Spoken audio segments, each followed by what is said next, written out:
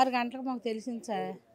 6 గంటలకు తెలిస్తే అప్పుడేమో కృష్ణవేణి గారు కోడలు ఉంది కదా అక్కడ షాప్ ఇక్కడ ఉండేది ఆవిడ.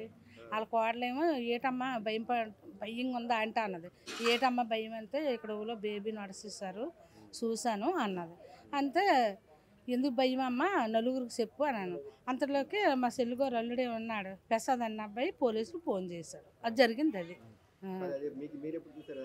మేము బాడీని నాకు తెలడం 6 గంటలకు నేను వెళ్ళలేదు. వీళ్ళందరూ చెప్పుకోవడం విన్నాను. ఏ ఈదులు జరిగిందో మనకు తెలియదు. అవి కాలాల్లో ఉండడం చెప్పుకుండ్రు అంతే. కానీ ఎక్కడ జరిగింది ఎలా కొట్టుకొచ్చిందో మనకు తెలియదు. నేను 6 గంటలకు వస్తాను ఇక్కడికి. మాది ఇళ్ళ పైన ఇల్లు. ఇలాగా చిన్న బాబునో పాపను తెలీదు, అలాగా కన్నం నరికేసి పడేశారు అని చెప్పారు అంతే. అక్కడ ఏం సంథింగ్ ఏటో మనకు తెలియదు. మరి మాకు డ్యూటీకి రమ్మన్నారు, వచ్చాము. వచ్చి మా డ్యూటీ మేము చేస్తున్నాం. ఏమిటి అంటే కాళ్ళు చేతులు, 2 కాళ్ళు ఒక పక్కన, నడుము ఒక పక్క, చేతులున ఈ భుజం ఇంకొక పక్క, పేగులు గీగులు రక్తం ముద్దలు. డ్యూటీకి రమ్మన్నారు, ఇలా జరిగిందని పబ్లిక్ వాళ్ళు వచ్చింది వార్త. డ్యూటీకి రమ్మన్నారు, వచ్చాం అంతే. జీవీఎం ఇక్కడ మాకు ఉండమన్నారు. అంటే ఒకవేళ మేము తీయడం అది జరుగుతుంది కదా, ఉండమన్నారు. ఉన్నాం.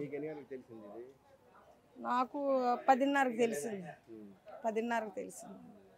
చిన్న బేబీ పార్ట్స్గా చేతులు కాళ్ళు, అది ప్రెగ్నెన్సీ వచ్చిన వాళ్ళు ఎవరో మొత్తం మీద ఈ ఏరియాకి వచ్చి పడేసి వెళ్ళిపోవడం ఏదో జరిగిందండి. ఎంక్వైరీ చేస్తున్నారండి. లేదండి, అందరినీ కనుక్కున్నాము. మొత్తం 46 వార్డు 47 వార్డు అందరినీ కూడా కోఆర్డినేట్ చేస్తున్నామండి. ఏమన్నాము ఆశాలు అంగన్వాడీలు అందరినీ కోఆర్డినేట్ చేస్తున్నామండి.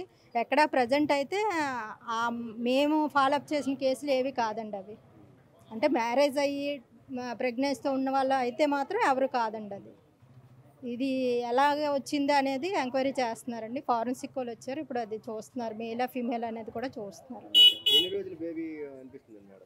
ఎన్ని రోజులు కాదండి, నైట్ కానీ ఎర్లీ మార్నింగ్ కానీ. ఎందుకంటే విత్ ప్లజెంటాతో ఉంది కాబట్టి. ప్లజెంటా ఉంది అంటే బేబీ ఉన్న సంచి అంటారు చూడండి, మావి అంటారు, అది ఉంది కాబట్టి నైట్ కానీ ఎర్లీ మార్నింగ్ కానీ అని అనుకుంటున్నాం. ఇంకా తెలియదండి, అది ఎక్కడి నుంచి వచ్చింది కూడా తెలియదండి. అది లేదండి, మేము ఇక్కడ ఏరియాలో స్థానికంగా ధర్మనగర్ సంజీవ్ కాలనీ ఫ్యామిలీస్ ఎలా మేము ఇక్కడే ఉంటుంటాం. చర్చిలో ఇక్కడే. అయితే చాలా దారుణంగా ఉందండి వినడానికి. మేము 8:30 ఆ ప్రాంతంలో మాకు తెలిసింది. వచ్చి చూసాము. అప్పటికే ఎస్ఐ గారు, సిఐ గారు వీళ్ళందరూ అబ్జర్వ్ చేస్తుంటే అయితే చాలా ఇలాగా నైట్ టైము అంటే ఇది అర్ధరాత్రులు జరిగింది కదండి, ఎర్లీ మార్నింగ్ 3 to 4 ఆ టైంలో జరిగి ఉండొచ్చు. అయితే ఇక్కడ మనుషులైతే ఇలాంటి వాళ్ళు ఎవరు లేరండి. ఇక్కడ అంతా క్రిస్టియన్స్ ఇలాగా చాలామంది ఉంటారు, కానీ ఏ కాస్ట్ వచ్చిన అందరూ కలిసి ఉంటారు. ఇక్కడ ఇది ఎవరో బయట వాళ్ళే కావాలని తీసుకొచ్చి ఇక్కడ చేసి ఉండొచ్చు అని మేము అనుకుంటున్నాం. లేదు సార్, ఇక్కడ స్థానికులు ఎవరు అసలు అలాంటి వాళ్ళు కాదు. పిల్లలు లేక కూడా చాలామంది బాధపడుతూ ఉన్న వాళ్ళు కూడా చాలామంది ఉన్నారు.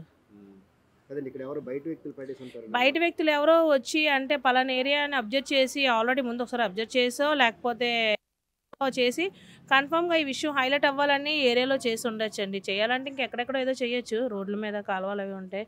కానీ ఏరియాలో ఒక ఇంట్లో మధ్యలో పెట్టడం అంటే ఈరోజు చిన్నపిల్లలు అయ్యారు, రేపు పెద్దవాళ్ళని తీసుకొచ్చి చంపేసినా అలా ఉంటుందా? ఇది ఎక్కడో ఆల్రెడీ మర్డర్ చేసి తీసుకొచ్చి ఇక్కడ పడేశారు. ఎందుకంటే అక్కడ బ్లీడింగ్ ఏం లేవు సార్, ఓన్లీ కాలువలోనే అది డ్రైనేజ్ అలా ఇసిరీస్ ఉన్నది. అది వర్షం వస్తే చాలా ఫ్లో అవుద్ది వాటర్, నార్మల్గా వెళ్తున్న వాటర్లో పడేశారు.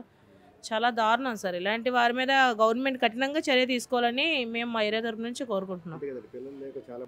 చాలా మంది పడుతున్నారు సార్, పిల్లలు లేకుండా చాలా మంది పడుతున్నారు. అలాంటి వాళ్ళకి ఇచ్చేసినా పర్వాలేదు, కానీ అది కావాలని మర్డరే సార్. ఇది ఎవరో బాగా అంటే ప్రాణం ఉన్న బేబీని అలా చేశారు. ప్రాణం లేని బేబీని అయితే 10 మంది తెలిసినట్టు చనిపోయారు, ప్రెగ్నెంట్ ఉంది కదా అని అందును కావాలని మర్డర్ చేశారని మేము అనుకుంటున్నాం. అక్రమంగా చేసినా కూడా అలాగా కనీసినా కూడా ఎవరో ఒకరికి ఇచ్చేస్తారు కదా సార్. ఎవరో ఈ రోజుల్లో పిల్లలు లేని వాళ్ళు చాలామంది ఉన్నారు, ఎవరికో ఇచ్చేసుకోవచ్చు, ఎక్కడో వదిలేవచ్చు రోడ్డు మీద. ఇక చర్చిలు ఎన్నోటి ఉన్నాయి, ఇక్కడ ఎక్కడో వదిలేసినా కూడా ఎవరో ఒకరు పెంచుకుంటారు కదా. అలా పీసెస్గా చేశారు అంటే ఇది ఏమైనా క్షుద్ర పూజల ప్రభావం ఏమైనా ఉందా? హెడ్ ఇంతవరకు కూడా దొరకలేదు, మొత్తం అన్ని పార్ట్స్ దొరికాయి. దాని మీద కూడా మాకు ఎవరైనా తెలిసిపోద్ది కదా.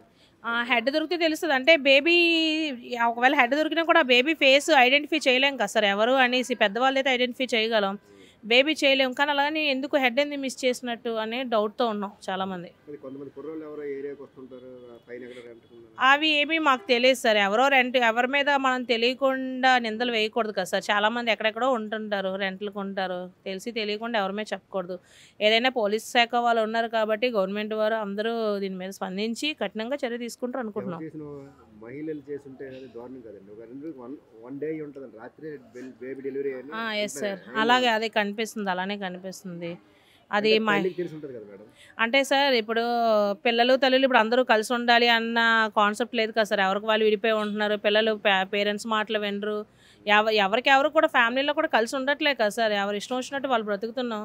ఈ టైంలోని ఇప్పుడు వాళ్ళ అమ్మకి తెలుసా, వాళ్ళ అత్తగారికి తెలుసా, లేకపోతే పెళ్ళి అయిందా పెళ్ళి అవ్వలేదా అని ఏది చెప్పలేం కదా సార్. అవతల వాళ్ళు ఎవరు తెలిస్తే వాళ్ళ కోసం మనం అప్పుడు పోలీస్ శాఖ వారు ఏంటంటే గట్టిగా ఆరా తీస్తారు.